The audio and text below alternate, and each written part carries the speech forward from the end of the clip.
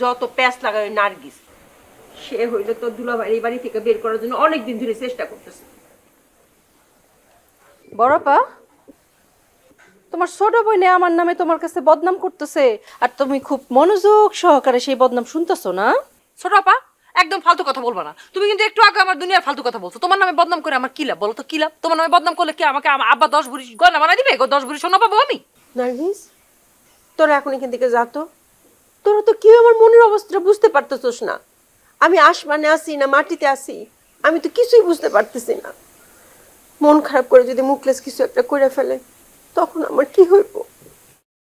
তোমার কিচ্ছু হইব না। তুমি ওই ব্যাটার কথা চিন্তা করো না তো। তোমার ওর থেকে সুন্দর একটা জামাই দেখে আমরা বিয়া দিয়ে দিব, তুমি তার সাথে সুখে শান্তিতে সংসার করবে। লাইলি, তোরে কিন্তু আমি অনেক বুদ্ধিমতী মেয়ে ভাবছিলাম, এখন তো দেখতেছি আমার অনুমান ভুল। তোমাকে কে বলছো আমাকে বুদ্ধিমতী মেয়ে মনে করতে? আমি মোটেও বুদ্ধিমতী না, আমি হলাম একটা পাগলি মেয়ে। তোমরা দুই বোনে মিলা আমার পাগল বানায় রাখছো, আর এইভাবে বেশি দিন চলতে থাকলে আমি পাগলি সেজে রাস্তায় নেমে যাবো। তোর আর বেশি পাগল হইতে বাকি নাই, তুই পাগল হইতেছসই।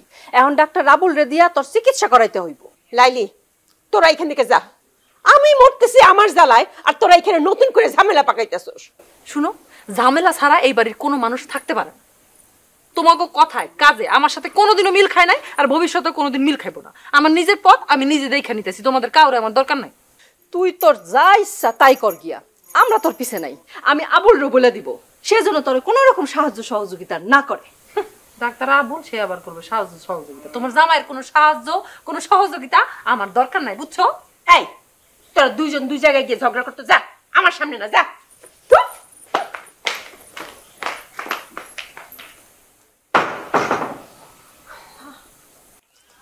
আলিদা, এদের কারে নিয়েছি। আরে দুলা ভাই যে।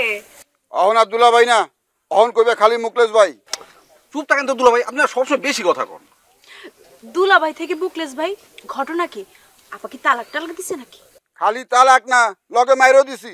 আমি আর ওই বাড়িতে যাবো না। আচ্ছা শোন, তুই এক কাম করো, দুলা ভাইয়ের একদম গরম গরম এক কাপ চা খাও। কি কও? দুলা ভাইয়ের মাথা এমনি গরম, গরম চা খাওয়াইলে তো আরো মাথা গরম হয়ে যাবো। আমার খাবার রুচি ইচ্ছা গেছে। আচ্ছা লিজা শোন, দুলা ভাই যে আমগো বাড়িতে আছে এই কথা যেন খবরদার কেউ না জানে। কিন্তু ভাইজান রেজা ভাই আইবো, রেজা ভাই আইলে তো দুলা ভাইরে দেখে ফেলাইবো। রানা, এত ঝামেলার দরকার নাই, আমি যাই।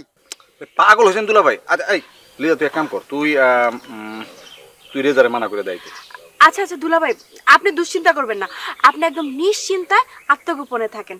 আমি সুন্দর একটা নাটক দেখতেছি। তোমরা দুইজন খালি আমারে একটু সাহায্য করো, দেখবা তালুকদার ফ্যামিলি আর জোয়ারদার ফ্যামিলি রে কেমনে বান্ধন নাচন নাচাই। খুব মজা আইবো। আমার কিন্তু বিষয়টা একদম সিনেমার মতো মনে একদম হইতাছে।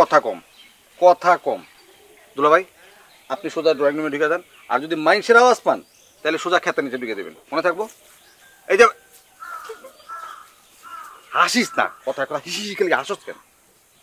লোকটা একটু দেখে রাখি।